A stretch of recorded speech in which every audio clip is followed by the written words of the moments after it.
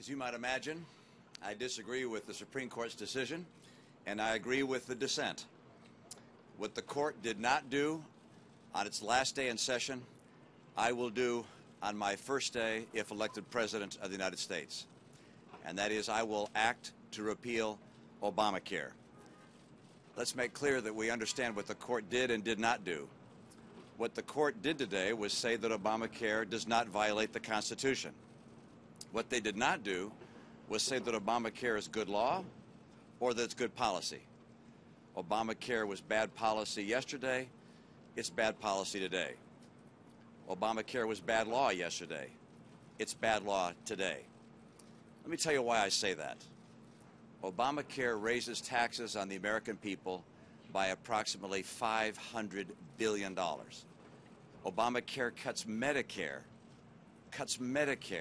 by approximately $500 billion.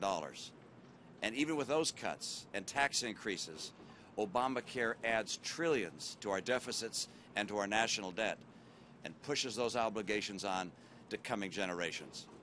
Obamacare also means that for up to 20 million Americans, they will lose the insurance they currently have, the insurance that they like and they want to keep. Obamacare is a job killer.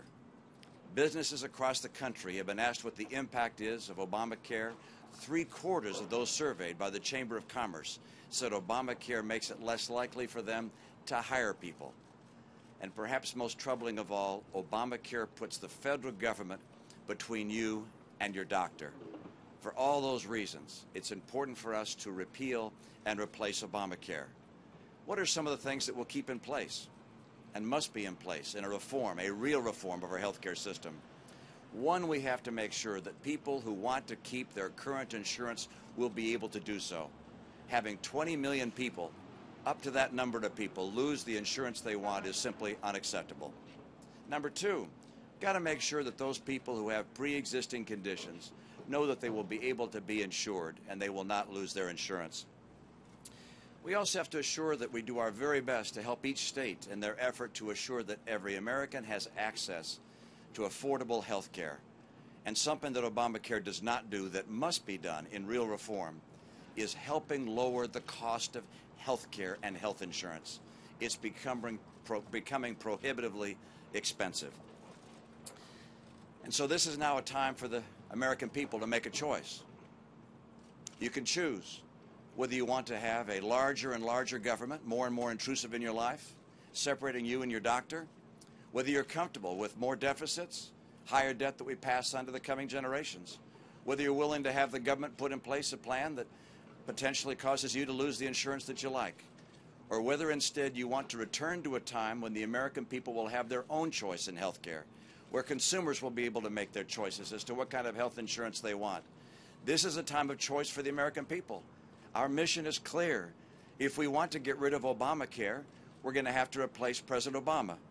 My mission is to make sure we do exactly that we return to the American people the privilege they've always had to live their lives in the way they feel most appropriate, where we don't pass on to coming generations massive deficits and debt, where we don't have a setting where jobs are lost. If we want good jobs and a bright economic future for ourselves and for our kids, we must replace Obamacare. That is my mission. That is our work. And I'm asking the people of America to join me. If you don't want the course that President Obama has put us on, if you want instead a course that the founders envisioned, then join me in this effort. Help us. Help us defeat Obamacare. Help us defeat the liberal agenda that makes government too big, too intrusive, and that's killing jobs across this great country. Thank you so much.